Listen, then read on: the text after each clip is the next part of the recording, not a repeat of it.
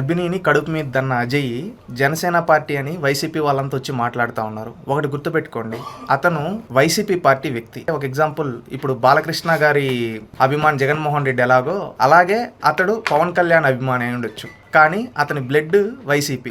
మొన్న జగన్మోహన్ రెడ్డి గారి బర్త్డే రోజు జగన్మోహన్ రెడ్డి గారి మాటలు రప్ప సినిమాల్లో అంటే తప్పే ఉంది అన్నారు కదా, ఆ మాటలు ఇన్స్పైర్ గా తీసుకుని ఒక మహిళను కొట్టాడు. కొడితే అతని పైన కేసు అయితే ఇప్పుడు అందరూ వచ్చి అతను వచ్చి వైసీపీ కాదు జనసేన అంటారు. అతను జనసేన కాదు, అతను నిజంగానే జనసేన అయితే వాళ్ళ చెల్లెళ్ళు వచ్చి సాక్షి కిందకి ఇంటర్వ్యూ ఇస్తుంది, జగనన్న కనెక్ట్స్ కిందకి ఇంటర్వ్యూ ఇస్తుంది, జనసేన లీడర్లను అడుగుతుంది కదా మమ్మల్ని ఈ విధంగా హెల్ప్ చేయండి అని చెప్పి. ఇక్కడ దీన్ని బట్టి ఏమర్థమవుతుంది, మీరు అడ్డంగా బుక్ అయిపోయారు. బుక్ అయిపోయిన తర్వాత గతంలో బోరుగడ్డ అనిల్ గారిని ఏ విధంగా అయితే వదిలేశారు, ఇప్పుడు ఇతను కూడా జనసేన అని బుర్ర జల్లాలండి. తప్పులు చేయడం ఆపి కరెక్ట్ గా ఉండండి, అంతేగాని తప్పులు చేసేసి పక్క పార్టీ వాళ్ళతో పైన తోసేసి మేము వాళ్ళ పార్టీ వాళ్ళు వీళ్ళ పార్టీ వాళ్ళు అంటే జనాలు నమ్మేంత పరిస్థితి లేరు. అడ్డంగా మీరు బుక్ అయిపోయారు. ఈ విధంగా గర్భవతులను కడుపు మీద తన్నడం, రపరప అనడం అది మీ డిఎన్ఏ, అది గుర్తుపెట్టుకోండి. జనసేన వాళ్ళపైన బుర్ర జల్లద్దండి. జగన్మోహన్ రెడ్డి గారు చేసే తప్పులకన్నీ టీడీపీకి సంబంధం ఉండదు కదా, అలాగే ఈ అజయ్ చేసే తప్పులన్నిటికీ జనసేనకి ఎలా సంబంధం ఉంటుంది, సంబంధం ఉండదు. అది గుర్తుపెట్టుకొని హుందాతనంగా రాజకీయం చేయండి.